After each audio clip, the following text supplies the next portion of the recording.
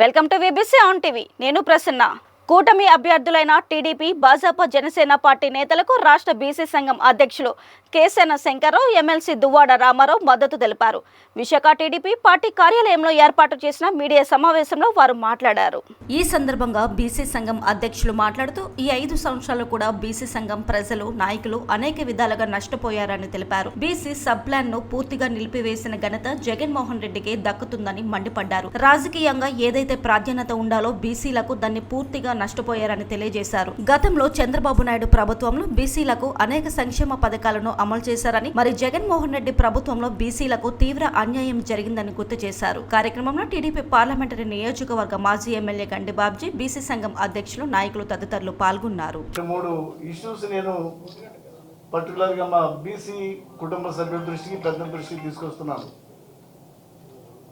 ఏదైతే BC sub plan అనేది బీసీలకి ఒక గుండెకాయలో ఉందో 2014-19 మధ్య సుమారుగా మా అధినేత 37,000 కోట్లు ఖర్చు చేసిన విషయాన్ని ఒకసారి మీ అందరి దృష్టికి తీసుకొస్తూ 2019-24 మధ్యకాలంలో బీసీ సప్లాన్ పూర్తిగా నిర్వీర్యం చేసి ఏదైతే బడ్జెట్ అలొకేషన్ 75,000 కోట్లు ఉన్నాయో 75,000 కోట్లను కూడా ఇతర అవసరాలకు మళ్లించిన దుర్మార్గ ప్రభుత్వం ఈ ప్రభుత్వం. అంటే బీసీలకున్న ఒకే ఒక అవకాశాన్ని, వాళ్ళు ఖర్చు పెట్టాల్సిన సంక్షేమ పథకాలు ఖర్చు పెట్టాల్సిన డబ్బుని ఏ విధంగా దుర్వినియోగం చేశారో ఇది బీసీ సోదరులంతా కూడా తెలుసుకోవాల్సిన అవసరం ఉంది.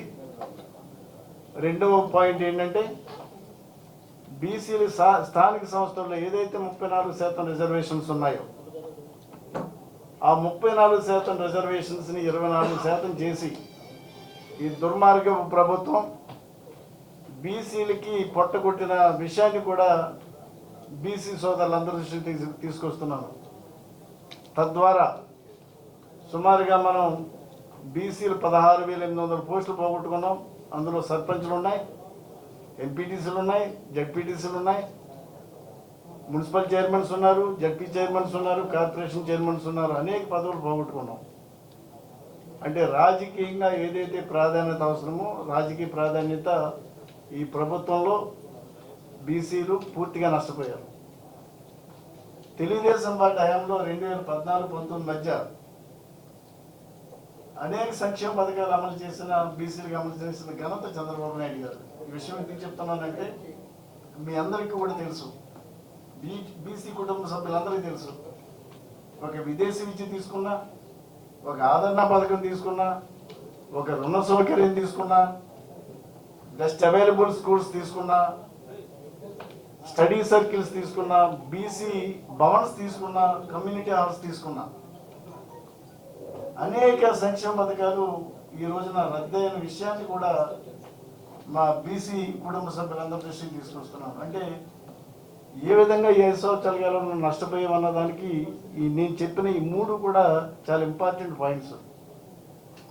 మార్చి 5న బీసీ డిక్లరేషన్లో ఏదైతే మంగళగిరిలో మా అధినాయకులు చంద్రబాబు నాయుడు గారు కానీ, లోకేష్ బాబు గారు కానీ ప్రజల ముందు ఉంచారు.